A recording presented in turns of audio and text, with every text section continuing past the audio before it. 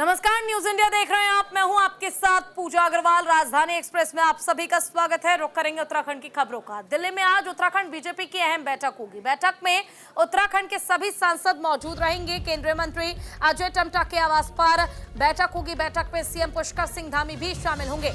तो देखिए, उत्तराखंड के बीजेपी सांसदों की आज रात करीब 8 बजे केंद्रीय मंत्री अजय टम्टा के आवास पर बैठक होने वाली है। बीएल संतोष बैठक लेंगे और उत्तराखंड बीजेपी के सभी सांसदों की दिल्ली में महत्वपूर्ण बैठक होगी। केंद्रीय राज्य मंत्री अजय टम्टा के आवास पर बैठक होगी और सभी सांसद इस दौरान वहां पर मौजूद रहेंगे। बीजेपी के राष्ट्रीय महामंत्री संगठन बीएल संतोष सभी सांसदों की बैठक लेंगे। मुख्यमंत्री पुष्कर सिंह धामी, बीजेपी के प्रदेश अध्यक्ष महेंद्र भट्ट, बीजेपी के प्रदेश प्रभारी दुष्यंत गौतम भी बैठक में शामिल रहेंगे। 5 लोकसभा और 3 राज्यसभा सांसद सभी बैठक में मौजूद रहेंगे। केंद्रीय मंत्री अजय टम्टा के आवास पर कल उत्तराखंड के बीजेपी सांसदों की महत्वपूर्ण बैठक होने वाली है और इस बैठक में प्रदेश के सीएम पुष्कर सिंह धामी भी मौजूद रहेंगे। अल्मोड़ा आरक्षित सीट से सांसद 52 वर्षीय अजय टम्टा ने पीएम मोदी के नेतृत्व वाली एनडीए सरकार में मंत्री के रूप में शपथ ली थी। उन्होंने अल्मोड़ा से जीत दर्ज की है।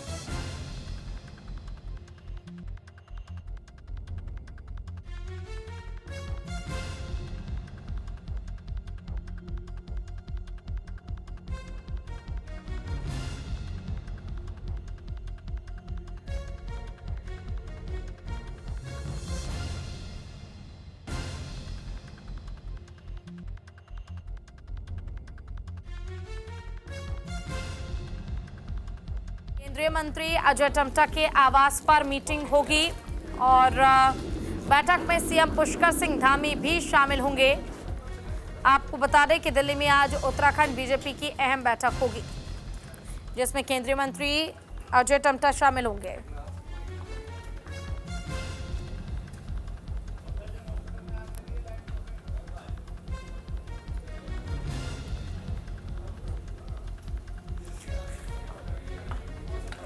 तो इस वक्त की बड़ी और अहम जानकारी हम आपको दे रहे हैं। आज दिल्ली में उत्तराखंड बीजेपी की महत्वपूर्ण बैठक होगी।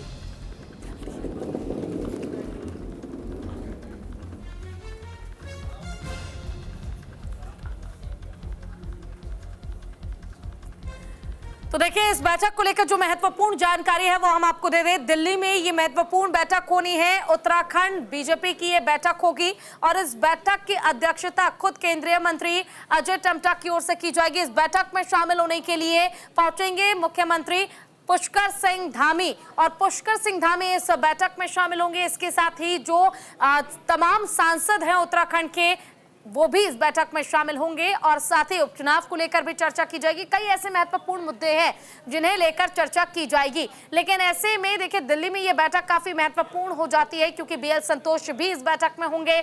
अजय टम्टा जो केंद्रीय मंत्री हैं वो भी इस बैठक में शामिल होंगे। मुख्यमंत्री पुष्कर सिंह धामी जो हैं वो भी इस बैठक में शामिल होंगे और बैठक की काफी महत्वपूर्ण माना जा रहा है क्योंकि भारतीय जनता पार्टी को किस तरह से उत्तराखंड में और मजबूत करना है, इसको लेकर चर्चा होगी। और लगातार अगर हम विपक्ष की भूमिका को देखते हैं तो देखिए, विपक्ष लगातार मजबूती के साथ इस बार चुनाव में उभरा है। ऐसे में भारतीय जनता पार्टी एक भी ऐसे रास्ते को नहीं छोड़ना चाहती है, एक भी ऐसा राह नहीं चाहती है जिसके जरिए मुश्किल भारतीय जनता पार्टी की और बढ़े या किसी भी तरह का कोई परिवर्तन जो बाकी राज्यों में नजर आया है वो ठीक परिवर्तन उत्तराखंड में भी नजर आए।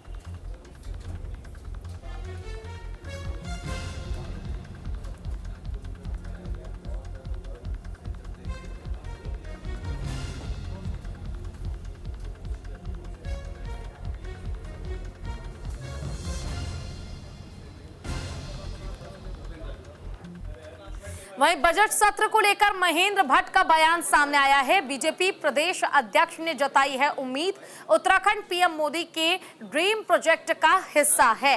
मोटे अनाजों को दिया जाएगा बढ़ावा। मोदी 3.0 का पहला बजट सत्र जुलाई महीने में शुरू होने की उम्मीद जताई जा रही है। बजट सत्र को लेकर उत्तराखंड बीजेपी प्रदेश अध्यक्ष महेंद्र भट्ट ने बयान दिया। उन्होंने कहा है कि उत्तराखंड प्रधानमंत्री नरेंद्र मोदी के ड्रीम प्रोजेक्ट का हिस्सा रहता है और इस बार के बजट सत्र में उत्तराखंड के धार्मिक, साहसिक पर्यटन और यहां के मोटे अनाजों को बढ़ावा देने के साथ ही रेलवे कनेक्टिविटी और एयर कनेक्टिविटी को बढ़ावा देने के लिए केंद्र सरकार से बजट स्वीकृत करवा लिया गया है।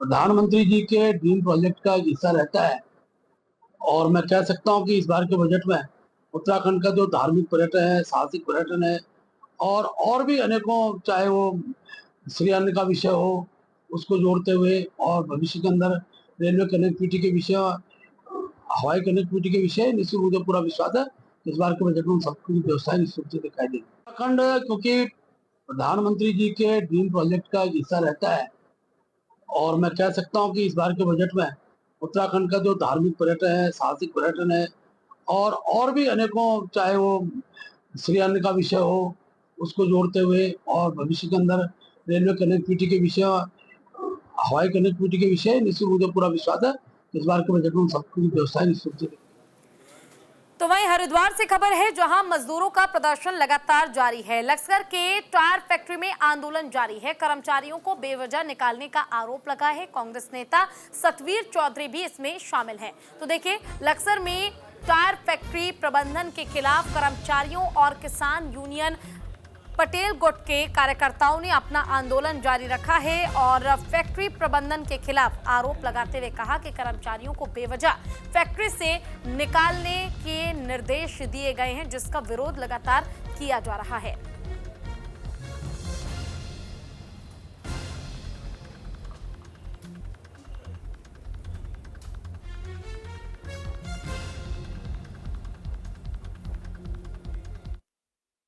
और चाहे कोई दूसरी पार्टी से जुड़ा हुआ मामला हो, हम तो किसान यूनियन पटेल के बैनर के नीचे रहेगा। यहाँ के किसान, यहाँ के मजदूर जो हमारे यहाँ बच्चे यहाँ लगे हैं, उनके उपलक्ष्य में यहाँ सब लोग इकट्ठे हुए हैं। इनका एक साल तक मैं कान पक गए सुनतो धीरज शर्मा, सतीश शर्मा, एक और उसका ऊपर का कोई और अधिकारी एक तरफा शोषण कर रहे, अपनी मनमानी चला रखी। भाई हमने जी ये अपनी मनमानी पे आ गए तो हम भी है, तो हम भी इसी राग में भाई इनका भी प्रोडक्शन बंद करेंगे।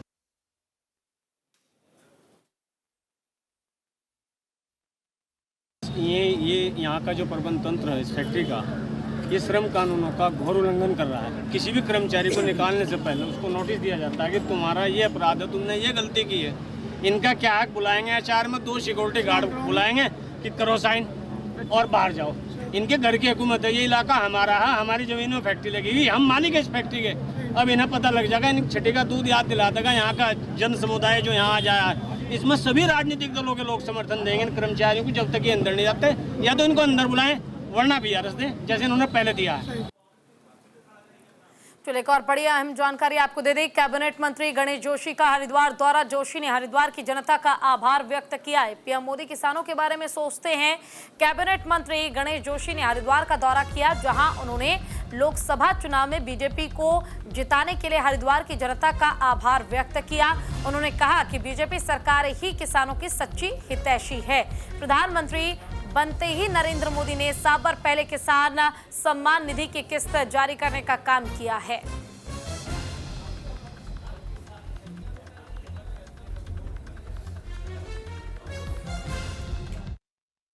पहली कैबिनेट में जो सबसे पहला काम किया,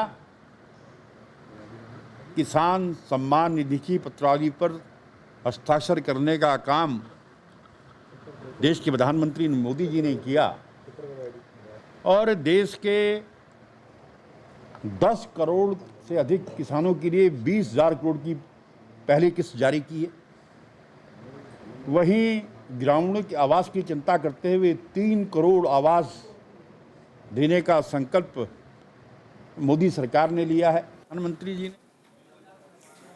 तो वहीं बेरोजगार युवाओं का दिखा रौद्र रूप। जेईई भर्ती परीक्षा का रिजल्ट जारी करने की मांग की जा रही है। राज्य लोक सेवा आयोग कार्यालय के बाहर प्रदर्शन। जेईई भर्ती परीक्षा का रिजल्ट जारी करने की मांग को लेकर सैकड़ों अभ्यर्थी जो है हरिद्वार स्थित उत्तराखंड लोक सेवा आयोग कार्यालय के बाहर धरने पर बैठ गए हैं। नाराज अभ्यर्थियों ने लोक सेवा आयोग के सचिव पर रिजल्ट लटकाने का आरोप लगाया है और मांग पूरी न होने तक धरना जारी रखने की चेतावनी दी है।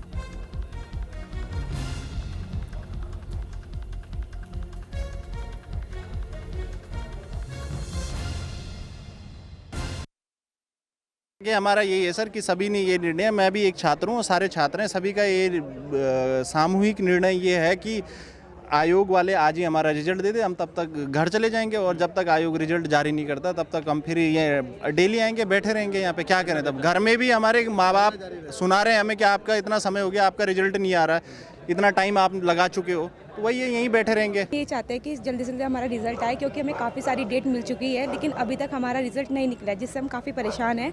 हमारा एग्ज़ाम दिसंबर को हुआ था, 6 महीने में हो गए हैं, लेकिन ये भर्ती काफ़ी पहले की है। तो बस हमारी यही रिक्वेस्ट है सर से कि जल्द से जल्द हमारा रिजल्ट निकालें, और जिससे कि हमारे पास घर का भी प्रेशर रहता है, घर वाले पूछते हैं रिजल्ट कब आएगा, आगे कुछ क्या करें क्या ना करें, कुछ समझ ही नहीं आ रहा। अगर रिजल्ट निकलता है तो हम अपने आगे फ्यूचर के बारे में सोचेंगे कि हमें क्या करना चाहिए। तो वहीं हरिद्वार में प्रशासन का बड़ा फैसला, घाटों पर रील बनाना पड़ेगा महंगा।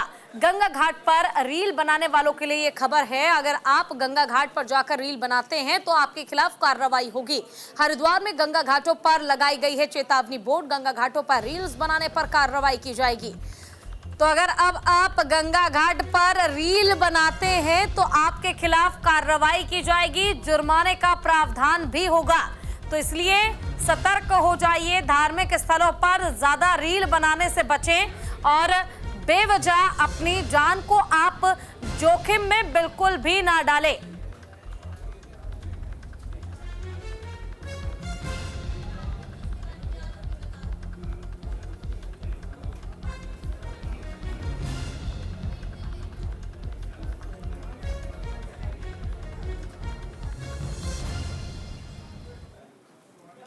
तो वहीं बड़कोट पंपिंग योजना की वित्तीय स्वीकृति को लेकर धरना, भजन कीर्तन करते क्रमिकों ने धरना किया है और धामी सरकार से की वित्तीय स्वीकृति की मांग। बड़कोट पेयजल पंपिंग योजना की वित्तीय स्वीकृति को लेकर धरना प्रदर्शन किया जा रहा है और इसका आज 20वां दिन लगातार जारी है और 20वें दिन भी धरना प्रदर्शन जो है वो किया जा रहा है। भजन कीर्तन करके जो क्रमिक हैं उन्होंने विरोध प्रदर्शन किया है।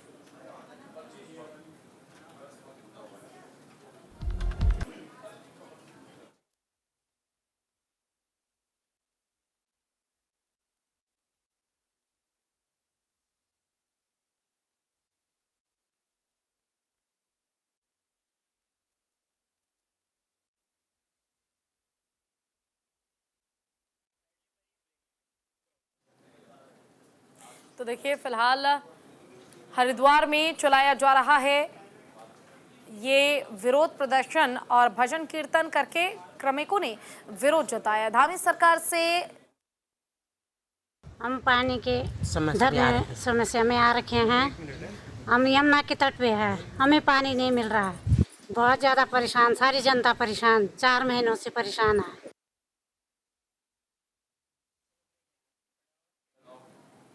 वक्त छोटे से ब्रेक का, जो लौटेंगे।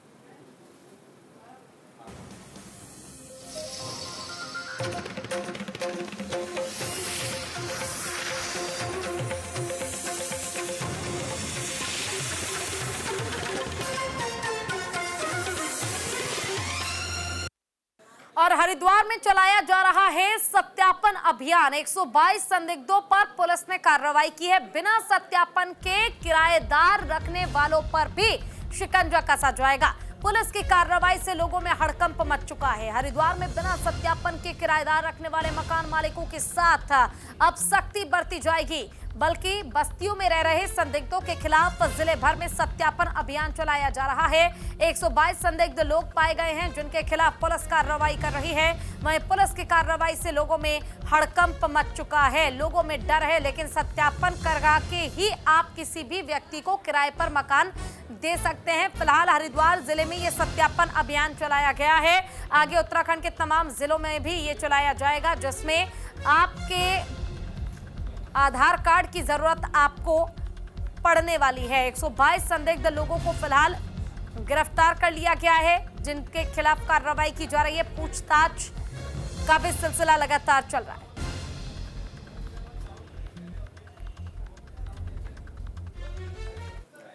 और इसी के साथ उत्तराखंड की खबरों में फिलहाल के लिए बस इतना ही, लेकिन खबरों का सिलसिला लगातार जारी है। कहीं मत जाइए, देखते रहिए न्यूज़ इंडिया। नमस्कार।